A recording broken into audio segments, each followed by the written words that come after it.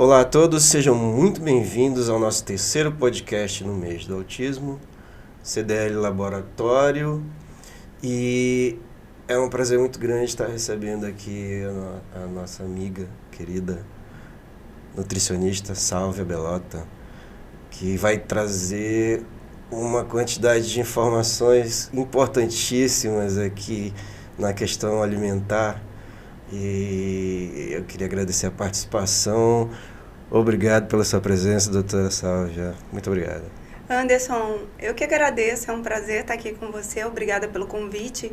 E mais feliz ainda em poder estar falando de algo tão importante e necessário, que é essa relação da alimentação e o autismo, e como a gente pode aí estar melhorando a saúde deles. E uma coisa que a senhora fala com propriedade, né?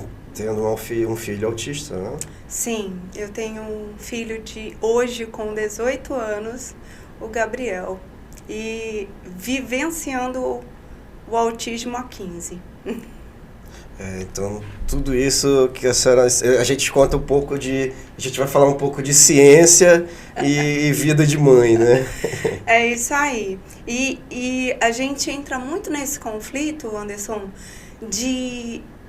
do que é realmente o autismo, porque o que se vê muitas das vezes ou tá de mais ou é de menos, ou seja, o autismo não é tão bonitinho como a gente vê normalmente, e também até os severos, eles têm momentos bons e momentos fortes e de calmaria, né? Então, nunca meça o seu filho pelo que você está vendo nas redes sociais. É verdade, até porque as pessoas buscam muito nos outros a solução, né? E é uma questão tão única, cada autista tem as suas propriedades, então a dica que a gente deixa, né? Crie seu mundo para o seu filho, porque ele é único, né? Ele é único, e o que é mais importante é a evolução dele com ele mesmo. Então quando você coloca essa comparação com o seu filho, é com ele mesmo, como ele era antes, como é que ele está agora. E aí a gente vai tornar esse coração dessa família mais tranquilo, né? Ele só vai conseguir o que ele puder dar, e a coisa vai funcionando melhor. Até porque todo esse processo de acompanhamento e de terapias é para a melhoria na qualidade de vida do indivíduo, né? Por exemplo, seu filho já tem 18 anos, né? O quanto ele evoluiu nesse processo aí de terapias, de acompanhamento médico, né? Meu filho só gritava e corria muito, né? E hoje ele toca violão, Olha que legal, ele frequenta academia, então assim, mudou o perfil completamente graças a todas essas intervenções, né, voltadas para o autismo. Multidisciplinares, né? E como é que ele foi nessa questão de alimentação? Porque a questão da alimentação é uma coisa difícil para o autista, porque o autista tem uma hipersensibilidade de ver, de sentir, de sentir e de se socializar com as coisas, né? Então, ele mede tudo no extremo ali, cores, sabores, textura, temperatura. É tão engraçado isso, porque eles têm tanta sensibilidade que até eles sabem que alguma coisa está diferente no prato. Se ele cheira, já viu ali, que aí ele já não come, né? Mas cada um deles tem uma peculiaridade. Uns ou comem indiscriminadamente, não sabe o que está comendo, mas está comendo e não para, existe uma compulsão alimentar. Ou o que der, ele come. Existem outros, e que é a grande maioria, com essa seletividade alimentar. E no caso do Gabriel, não foi diferente. Ele só tomava um tipo de suco, a alimentação dele era muito, muito, muito restrita. E quando eu resolvi pedir férias e me dedicar a uma mudança alimentar geral dentro de casa, porque trabalhava muito, né, e não conseguia alcançar o que eu queria alcançar pelo tempo em casa. E aí eu pedi férias e aí a coisa começou a funcionar melhor. Porque quando você está no dia a dia, você consegue traçar uma batalha com o inimigo e com amor dificilmente você perde.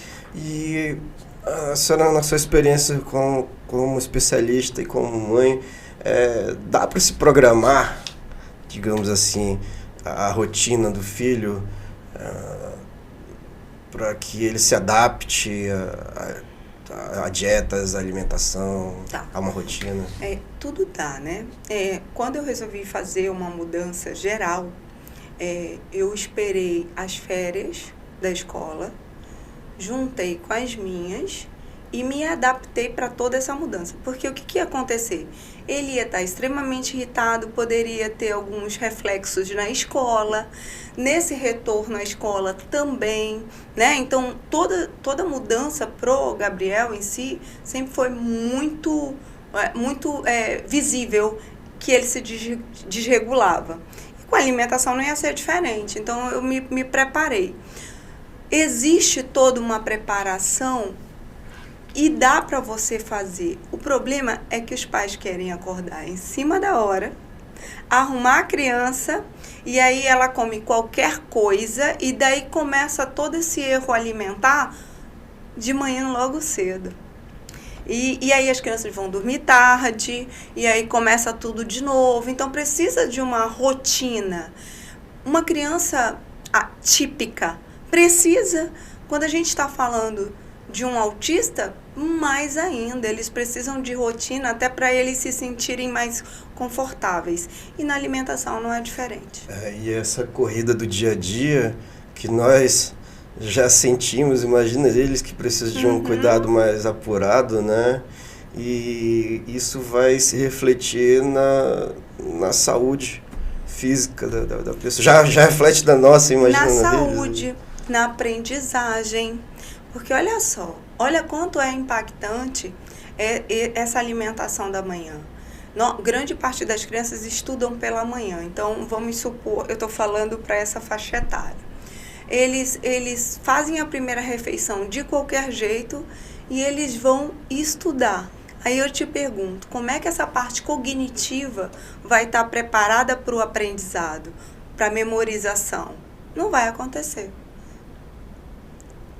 Isso. E nessa questão de saúde alimentar,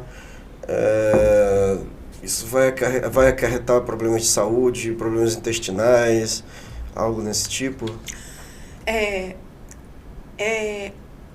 Quando a gente está falando de autismo, é a primeira coisa que precisa se preocupar. Com o intestino, modular esse intestino, né? E muitas das vezes se pensa que uma modulação intestinal é porque esse indivíduo não vai ao banheiro todo dia, tem uma constipação ou algo do tipo, ou o inverso, né? Não é verdade, né? E aí, quando você está falando de alimentação, de intestino, eu tô te falando algo muito simples, é comida de verdade.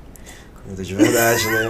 Coisa difícil de se fazer nos dias de hoje, tudo industrializado, né? A gente apressa, exige. Comida de verdade. Eu tenho 46 anos e fui criada por vó. Tive uma sorte gigante de ser criada por vó. Isso me traz memórias incríveis do meu café da manhã. A gente aqui em Manaus, a gente tem a vantagem, né? De que tem muita coisa para se comer e saudável. Exatamente. Né?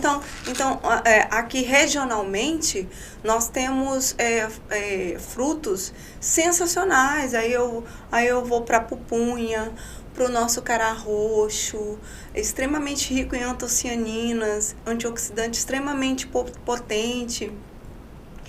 Tucumã tem tanta coisa que a gente pode fazer, né? E aí tá falando de autismo, por que tem que ser o pão? Não pode ser a tapioca, né? E essa questão do intestino, ele absorve tudo com muito impacto, no caso do autista, e isso vai desaguar no cérebro. Gera uma inflamação neural, que a gente chama, né? Tanto é que quando você é bebê, muitos pediatras fazem algumas prescrições para você anal, né? Porque a absorção é muito grande. Tem alguns tratamentos que também podem ser feitos por lá. A absorção é enorme, né? Então, olha só, olha o impacto que isso tem, positivo ou negativamente, para o quadro que se encontra esse autista. E você acha que essa questão do intestino absorver tudo e jogar tudo pro cérebro muito rápido ali, isso vai gerar alteração de humor, vai dificultar na socialização ali? Né? Total. Porque aí é quando vem irritabilidade, explosividade, medo, né? Às vezes você não entende o que ele tem, toca no coração. Ele tá com taquicardia, ele tá nervoso.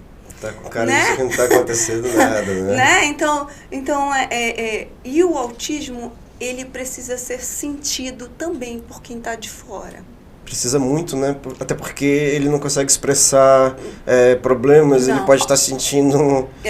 São poucos que conseguem, Sim. Tá? Mas a grande maioria não consegue, né? Então, eu comecei a observar e eu me aprofundei muito no autismo quando eu comecei a fechar os olhos e sentir o barulho, entender por que o barulho deixava meu filho tão desregulado. Por que o toque deixava meu filho tão desregulado? E eu fiz uma cestinha de estimulação sensorial, corporal, e comecei a fazer em mim uma semana para depois fazer nele, para saber como é que eu ia fazer nele. Porque ele não gostava do toque, ele tinha dificuldade com roupas, em aceitar, né? Então foi dessa forma que eu fui literalmente conhecendo... Esquece o autismo, o Gabriel. No Gabriel, era muito forte, as mãos ficavam geladas, gerava taquicardia, ele ficava muito irritado, explosivo. Não era agressivo, mas ele ficava irritado e ali eu falei, preciso modificar essa realidade. É um trabalho, né? É amor, né? Não tem outra alternativa. E nessa questão de educação alimentar, eu acho que é uma das questões mais difíceis de trabalhar depois da socialização, porque Total. É a experiência extrasensorial mais forte na criança, né? Total. Eu chego a dizer que ela é mais difícil. Tem crianças que têm aversão, chega a ter mais aversão difícil, Tem criança que olha e vomita. Sim. Né? Então, cada caso é um caso, mas assim, é realmente difícil, é uma barreira gigante, um obstáculo que precisa ter um preparo, mas com dedicação a gente consegue. Aí nesse caso precisa de um acompanhamento profissional mesmo, né? Tem crianças que entram em pânico. Total. Desde a criança, a família como um todo. A família também precisa acompanhar. Eu já cheguei a ver, e não foi nenhuma nem duas, casais que se separaram por causa de uma dieta. Porque um filho autista é uma faculdade, né? Nem todo mundo quer estudar, né? Né? Então, o autismo por si só já é uma barreira, né? E aí, quando vem mais a seletividade alimentar e mais essa mudança alimentar, e aí, muitas das vezes, essas crianças também têm o suporte da avó, e aí começa e deixa correr, né? Uma salada que a gente precisa organizar. A senhora acha que nessa questão de medo do alimento, é importante integrar a criança ali, né? No preparo ali para ela sentir texturas. Muitos deles também têm dificuldade em meleca, em ficar pegando no alimento, mas antes de mais nada é começar a deixar esse alimento de alguma forma visível a ele. Então ele vai comer o que ele está comendo, mas num prato ao lado. Tem alguma coisa. Vai estar ali, vai primeiro estar uma maçã, por exemplo. Vai primeiro tá a maçã inteira. Daqui a pouco você corta a maçã ao meio, né? Porque gera um cheiro. E ele tem que estar desensibilizando também. Você pode apresentar também de outras formas, Sim. né? A maçã, não ligou a maçã, faz uma torta de maçã. Sim, pode. É. Pode. São várias formas. Mas assim, às vezes a mãe quer que o filho coma a maçã. Né? E aí ele não consegue. Ele olhou maçã, ele vomita. Aí a gente começa a deixar bem longe, vai trazendo mais para perto.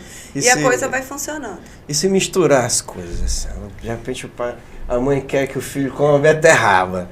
Meu filho não come beterraba. E aí? Tá. Esconde no meio da comida ali ou apresenta para a criança? Acontece muito isso, tá? Eu já recebi paciente no consultório que na mamadeira tinha feijão, banana, ovo, né? Mas eu entendo, é o desespero. É o desespero, você quer que coma e não interessa de que forma vai ser isso. Mas não é benéfico. Principalmente porque, às vezes ele era criança, mas ele já está pré-adolescente, ele vai continuar comendo a comida pastosa. Né? E aí acaba se dando um trabalho muito maior, porque você vai ter que fazer a separação desses alimentos para que ele entenda que o arroz é o arroz, o feijão é o feijão, né? A proteína é a proteína, né? E isso precisa ser estimulado desde pequeno. Não fique misturando os alimentos. Aquela gororoba, né? Que mistura tudo junto. A gente já tem a versão, só de ouvir, de uma criança que tem uma experiência sensorial aguda, você tenta empurrar uma coisa assim. É difícil. Só dificulta e pode agravar, inclusive, casos, né? Acaba que ela fica estagnada ali, né? E quando a mãe decide que ela precisa tirar a mamadeira, porque ele já está grande, todo mundo está olhando, aí ela vai correr atrás. Só que aí é muito mais trabalhoso ela pode e estressante. Entrar ali no caso de neofobia alimentar, Sim. Né? Criar um pânico. Um pavor, sim. Sentir o cheiro, aí lembra que sentiu o cheiro do feijão no prato, aí lembra que a mãe estava tentando empurrar na mamadeira e isso aqui tem aquilo ali, então não quero mais nunca mais na vida. Né? Isso acontece muito. E eles são peritos em identificar o que não era para estar ali no prato deles, que eles não queriam comer. Não, tente enganar. São peritos. Até porque a experiência sensorial com aquilo faz parte do crescimento da criança. Né? E do vínculo que a gente cria com a alimentação. A alimentação ela não pode ser apresentada como algo hostil. Como algo que te faz mal, né? Você vê que até, por exemplo, um abraço. Tem pessoas que você gosta de abraçar e tem pessoas que você, né? Que você dá um alôzinho assim de longe. A alimentação é do mesmo jeito. O alimento ele só vai te fazer bem, mas você tem que estar aberto para consumir, para comer, para sentir o cheiro, para sentir o gosto e para realmente quantas das vezes a gente não comeu um prato que lembrou a nossa infância, uma preparação de vida, né? e chega a ser feijão que o meu pai fazia e chega a ser emocionante e aí a gente acaba privando esse ser de ter essas experiências, embora eles muitas das vezes podem não se externar, falar, mas é algo que eles também podem estar vivendo. É verdade. E nessa questão intestinal, a gente pode falar alguma coisa sobre intolerância de alimentos? Assim, eles chegam a ter intolerância? Existe a dieta ideal para o transtorno. E aí a gente está falando da retirada de tudo que contém leite e de tudo que contém glúten, tá? Essa daí é o ideal, né? Por quê? Em função da permeabilidade intestinal e por isso, para que gere também mais saúde intestinal, né? Essa seria o ideal. Só que, e não é só isso, né? Aí a gente tem que fugir de alumínio, de metais, né? Coisas, né? Sim, parabenos, então tem muita coisa que a gente precisa trocar: desodorante, creme dental. Olha só. Desde as panelas, né? Quando a gente vai se aprofundar realmente em tornar a alimentação deles mais limpa e menos agressora, precisa ter todo esse cuidado. E o glúten já é o vilão de várias... Infelizmente, vários né? problemas de saúde, Infelizmente. Né? E aí, para quem está nos assistindo hoje, pode estar se questionando: mas como assim, de uma hora para outra, o trigo que eu comia antes não me fazia mal e agora está fazendo? É porque o trigo de antes não é mais o trigo de antes. Mudou, foi geneticamente modificado, né? E outra coisa que é extremamente nociva para o autismo, e aí a gente fala, né, fala de autismo, precisa pensar em intestino e inflamação neural.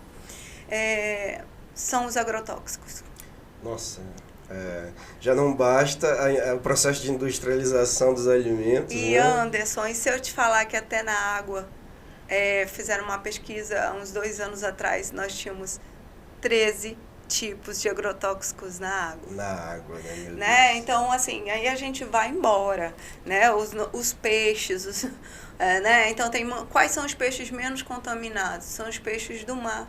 Os nossos peixes aqui tem algumas... E, assim, nada muito aprofundado, mas o que a gente acaba lendo é uma contaminação por mercúrio.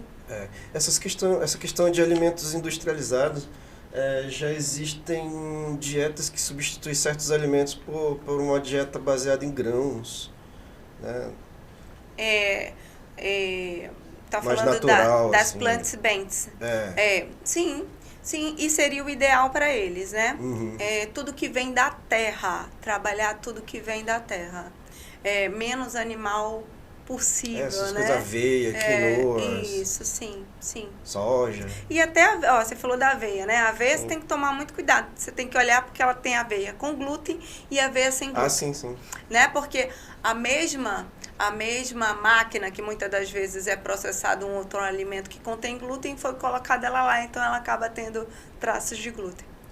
Né? Então a mesma máquina que puxa a aveia para ali.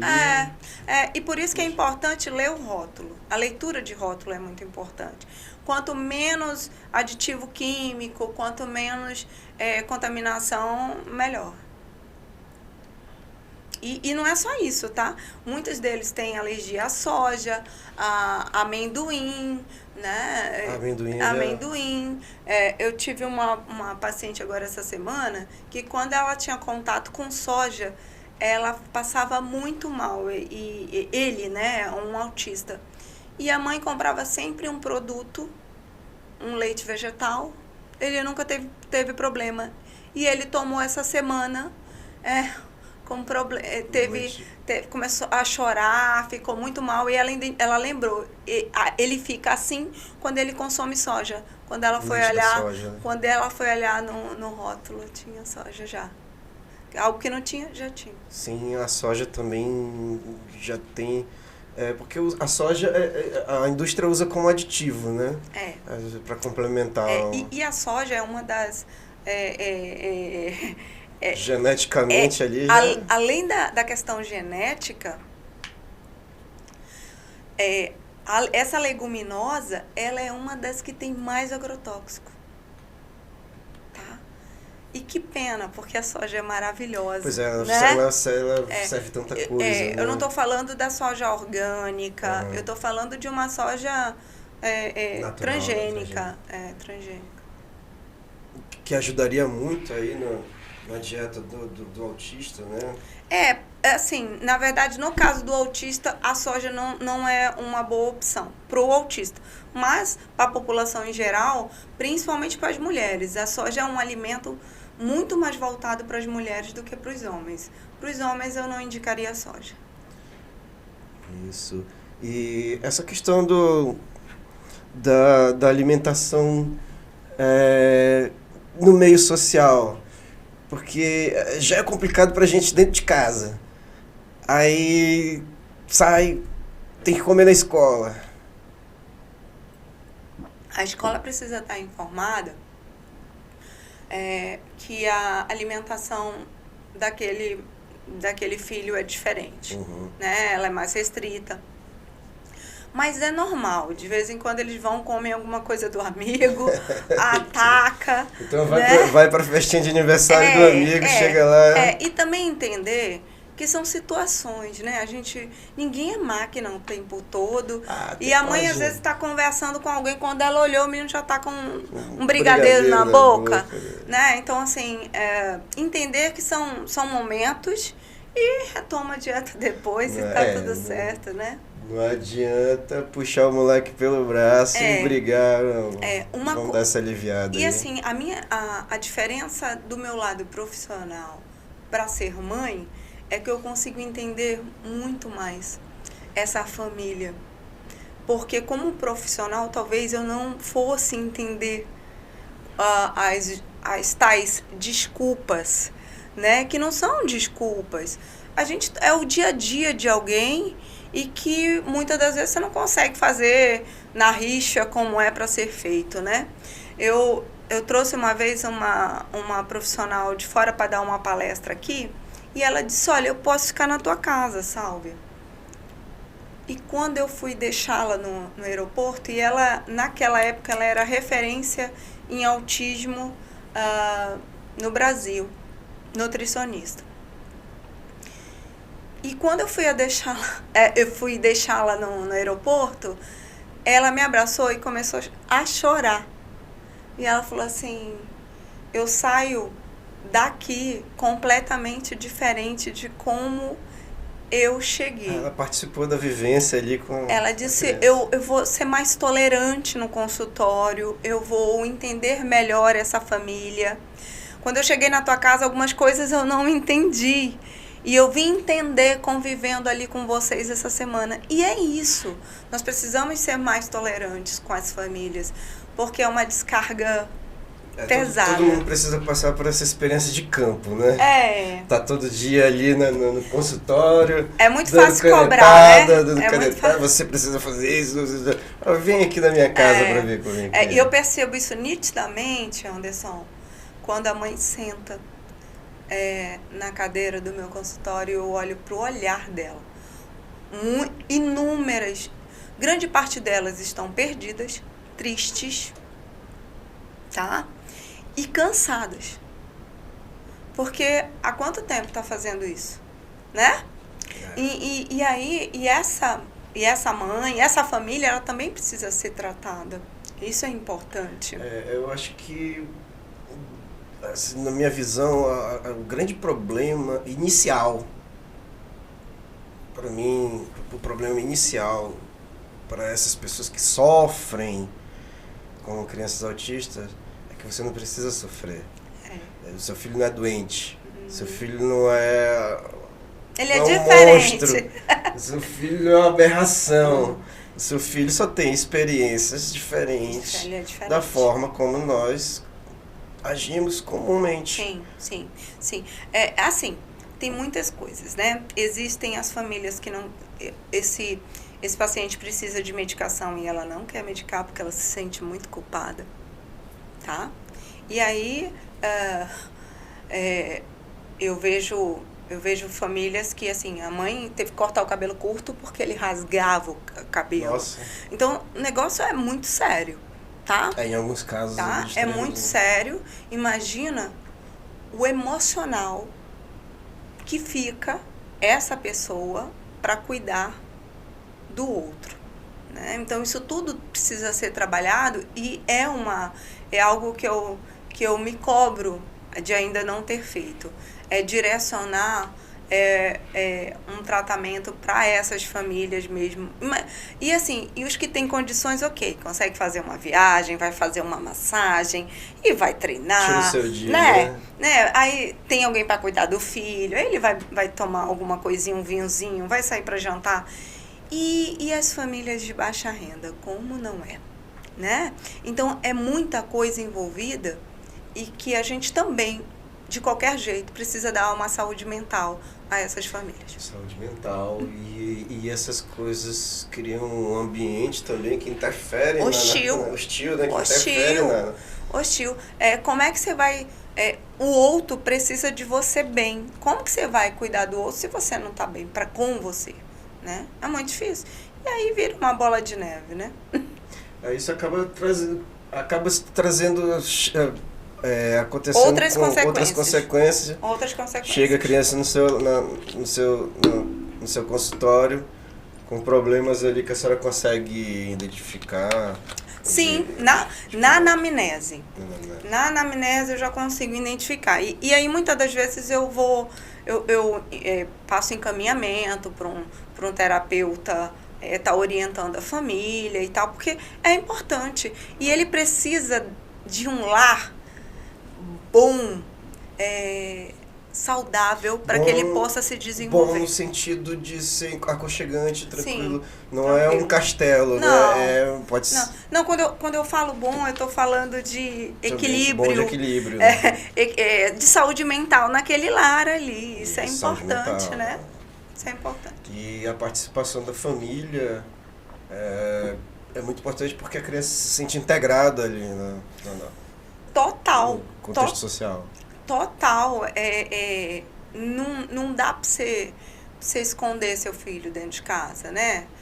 Não existe isso. As pessoas, elas não precisam gostar, mas elas têm obrigação de respeitar. Sim, e eu sinto que falta um pouco mais de disseminação de informação em geral, para o público geral entender o que é um autismo e várias outras condições. Olha só, Anderson, de TDAH. Eu percebo que quando eu... Agora mais não, porque o Gabriel cresceu, né? E assim, eu vivo outra realidade, graças a Deus. Tem essa vivência. Mas eu já tive uma fase no início que eu não queria tirá-lo de dentro de casa. Porque ele gritava muito e parava de pular, né? E aí eu comecei a perceber que quando eu falava para as pessoas ficavam mais tolerantes. Uma coisa é você não saber. Então, você acha que aquela criança ou aquele rapaz está fazendo tolice, né? É mal educado. E quando você informa e diz, olha, desculpa, ele é autista, não, tá tudo bem. Esse final de semana eu fui ao banheiro e ele comeu alguma coisa que não fez bem, porque ele não está acostumado a comer muitas guloseimas, essas coisas. Começou a vomitar. E eu tinha um saco ali de pipoca, e aí eu fui com ele e fui pro banheiro. Eu fui para um banheiro feminino. Ele é grande, já é um homem, tem barba. E aí a mãe olhou para mim como uma criança, e eu falei, mãe, é que o meu filho é autista e eu não consigo ir no banheiro mais. Não, tudo bem. Quer dizer, já mudou. Ali, essa forma que ela me olhou, ela poderia ter chamado um segurança, poderia ter gerado outros problemas. Então, eu acho que, antes de mais nada, as famílias precisam estar informando. E, acima de tudo, as famílias precisam estar esclarecidas.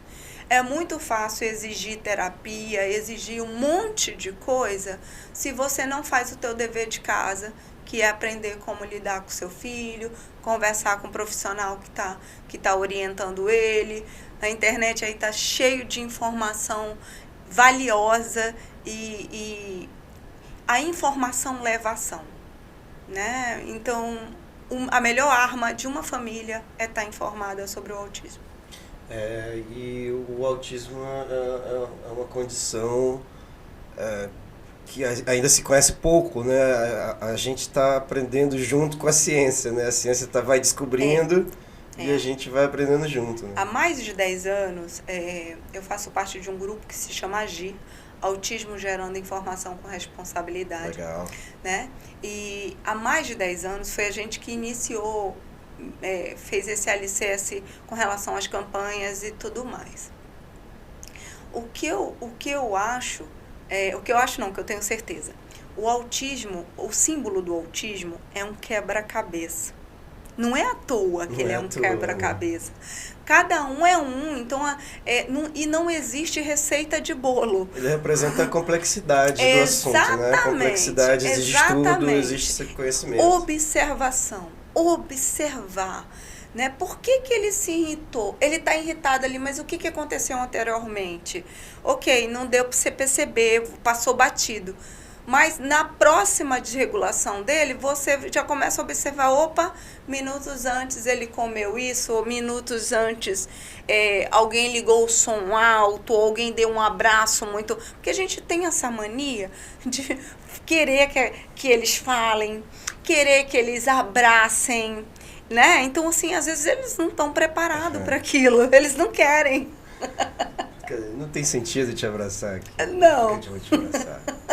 Né? Eu cheguei de viagem e entrei no quarto do meu filho e tal, e fiquei abraçando, beijando, e vi que as unhas dele estavam grandes. Peguei o alicate, fui cortar, de repente o pai dele entrou. Eu acho que queria brincar com ele, fazer alguma coisa, e o meu filho virou para ele e fez assim, ó. Sai. É meu momento aqui.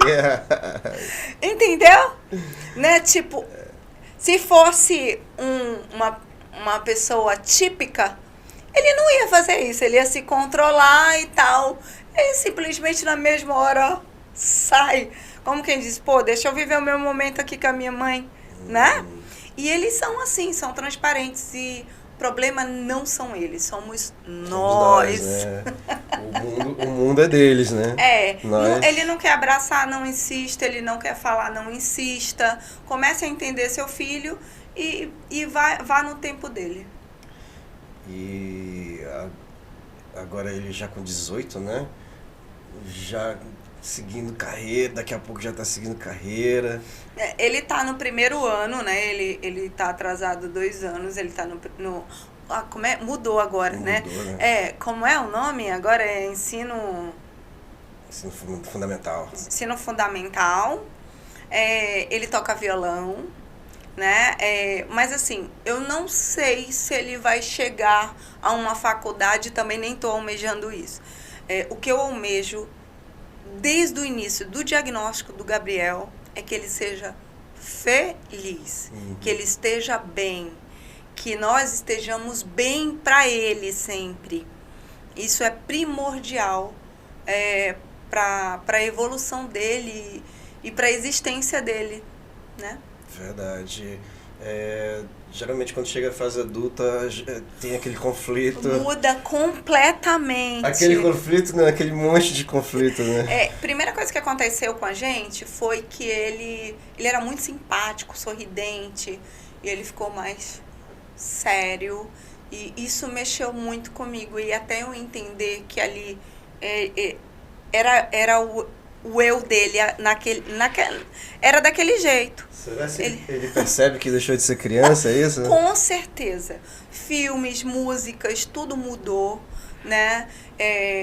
Não teve mais ele precisa se regular na escola. Não tem mais filhinho da mamãe, não tem... Então ele leva alguns bonequinhos. E aí quando vem as meninas falar com ele esconde os bonecos. Ele esconde os bonecos. Então, ali a gente já vê, né, que, né, ele esconde, ou ele dá para a mediadora dele, assim, tipo, pega aí, não me dá isso não, que eu não quero segurar que as meninas chegaram, né? Então, são fases que a gente vai vivendo e que também é muito gratificante. Ele também vai percebendo o mundo. Sim. Também, né, e se integrando Sim. ao mundo. Né? Hoje eu li um texto da mediadora dizendo para mim que ontem ele pediu um suco para ele na escola, que a gente está trabalhando muito essa verbalização, compras, né? E ele, em vez de pedir um suco, ele pediu 2 sucos. E ela não entendeu. Aí um era para ela. Que legal. Um era para ela. Olha que coisa sensacional. Você não entendeu, né? Né? né? Sensacional. Então eles vão dando indícios que eles estão mais maduros, e isso também é uma delícia de viver. E já vai alcançando uma autonomia. Já sabe, acho que seu filho já tem uma certa autonomia, já. Olha, ele tem autonomia para ir ao banheiro, ele tem autonomia para pedir o que ele quer, para escolher o que ele quer, desde o que ele quer comer até para onde ele quer viajar, né? Ele é fascinado por filmes, cinema, ópera, ele ama o Teatro Amazonas. É como uma criança comum, né? E aí, assim, a gente tem uma lista, existe um quarto de terapia, e nós temos uma lista dos filmes que ele quer assistir, já está em 12. Já está em 12, né? aí a gente vai, quando eu vejo, ele já riscou o filme que ele assistiu, botou ok, e já tem mais outros lá na lista. Então, isso é muito bacana. Mais cedo eu falei sobre os medos das mães que reprimem a elas mesmas, a questão de não aceitar. Uhum. Eu acho que a segunda questão que deve ser trabalhada na mãe é saber que ele tem um futuro. Que eles precisam caminhar. Eu acho que as mães ficam tão apavoradas assim, meu Deus, meu filho vai ser assim para sempre, o que eu vou fazer quando eu morrer? Quando você morrer, seu filho vai continuar sendo autônomo, independente. Na verdade, a gente precisa trabalhar a autonomia deles. Trabalhar. Né? E é alcançável, né? Alguns conseguem sair do quadro, outros não. Mas o que é mais importante é que eles tenham autonomia, né? Autonomia para comer, autonomia para ir ao banheiro, escovar os dentes, né? Se vestir. A gente chama de AVDs, atividades da vida diária. Isso é mais importante do que eles estarem sabendo a cor primária. Tem mãe que fica preocupada porque o filho não sabe a cor primária e ele não sabe escovar os dentes. E ele não sabe calçar um sapato. Então, o que é mais importante para ele? São as AVDs, as atividades da vida diária. O que ele pode fazer sozinho e o que ele deve aprender a fazer sozinho. Inclusive criar as próprias rotinas, né? Sim. Isso é indispensável. Eu já vi casos de autista que iniciou no emprego, aí a mãe acompanhou a viagem ali uma semana para criar a rotina, aí na outra ele já entrava no carro e ia tranquilo. Tem sim. O autista, ele não é que ele não sabe fazer as coisas, ele precisa criar um modelo, dar um modelo e aí ele vai embora. Ele vai embora. E na nossa cidade, nós temos um publicitário que é autista e que você conversa com ele super bem, trabalha, né? Já teve algumas namoradas, né? Então eles conseguem se desenvolver também. Agora tudo depende do nível, né? São inúmeros fatores, e o que ninguém fala, Anderson, e que bom a gente está chegando nesse assunto, é que a adolescência, ela é um divisor de águas para o autista. Então tem autista que saiu do quadro e volta pro quadro, né? Então, isso ninguém fala pra gente, ninguém nunca me falou sobre isso. Só diziam assim, que era um momento muito difícil, né? E eu senti na pele, realmente. E realmente é bem difícil, e os pais precisam se preparar.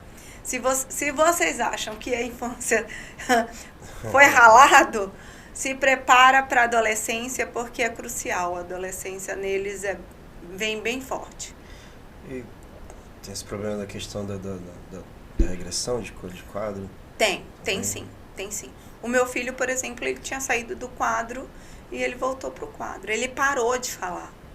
Nossa. Ele parou de falar e, assim, parecia que era outro ser naquele corpo. Não era ele. E aí começa tudo de novo, né? Respira fundo, faz de conta que nós estamos começando e vamos de novo. Não tem escolha, né? Essa questão de vamos dizer, desprogramação, Uhum. ela é corriqueira, assim, durante a vida do autista? Olha só, eles têm algumas manias, né? Então tem manias que desaparecem e nunca mais aparecem. Tem manias que voltam. Ou então eles substituem uma por outra. Uma por outra, né? Tá? Tem.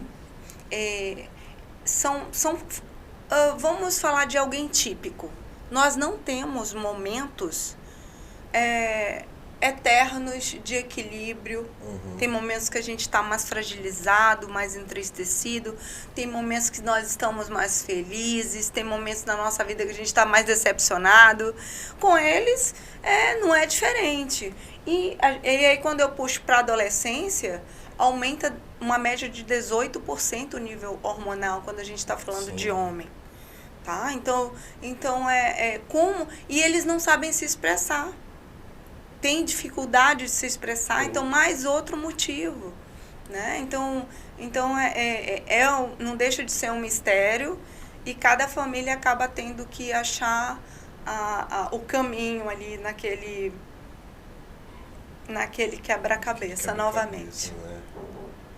E é legal a gente transitou aí por todos os períodos aí da criança, trazendo informação em todas as fases ali na infância, na juventude, na adolescência, como se comporta na escola, em casa, tudo bem. E quero agradecer a sua participação, foi brilhante pra gente, foi muito esclarecedora. Foi muito esclarecedor ter um especialista e uma mãe numa pessoa só aqui, conversando com a gente sobre um assunto tão próprio, tão pertinente à senhora. Anderson, eu agradeço imensamente e eu acho importante a gente enfatizar sobre a questão da suplementação do autista, né? Não somente a alimentação consegue dar esse suporte mitocondrial, da parte cognitiva, do entendimento, do aprendizado, né? Então, se faz necessário também uma suplementação bem direcionada para o autismo. Outra coisa com relação ao bem-estar.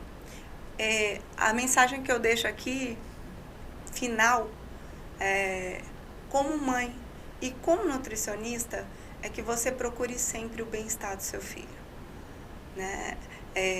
Veja de que forma ele está se desregulando e como você pode estar preparando os ambientes, preparando as saídas. Vai sair com ele, prepare ele antes, tá? Porque muitas das vezes a desregulação acontece porque não houve uma preparação prévia para isso, tá? E para os pais, paciência e muito amor é o que eu desejo a todos, para que a gente possa juntos ver nossos filhos felizes. É verdade. E nós estamos chegando aqui no nosso último podcast e nossa, foi uma viagem muito esclarecedora por esse mundo do autismo. E peço para quem assistir, acompanhe a gente no Instagram, CDL Lab, que sempre tem muita informação, e a gente tem um trabalho muito próximo assim, com os pais e com os especialistas, principalmente, muitos parceiros. E quem quiser mais conteúdo, chega lá e pede, olha, eu quero mais podcast, eu quero ver um psicopedagogo, eu quero ver uma psicóloga, e a gente traz. Porque é uma questão multidisciplinar, né? A gente não chegou nem 5% dos especialistas envolvidos no assunto. Né? E o quanto é importante o teu trabalho, porque você está levando informação. E é o combustível de todos os dias, para que a gente consiga caminhar com eles com dignidade também, sabe? Porque para um pai poder sair com seu filho, né, ir no shopping, ir no aniversário, ele se sente imensamente feliz. E só é através da informação. Para poder fazer esse acompanhamento. Doutora Sálvia Belota, muito obrigado. Foi um prazer. Prazer enorme. E a gente fica por aqui. Acompanhe nosso Instagram e até a próxima. Obrigado. Tchau.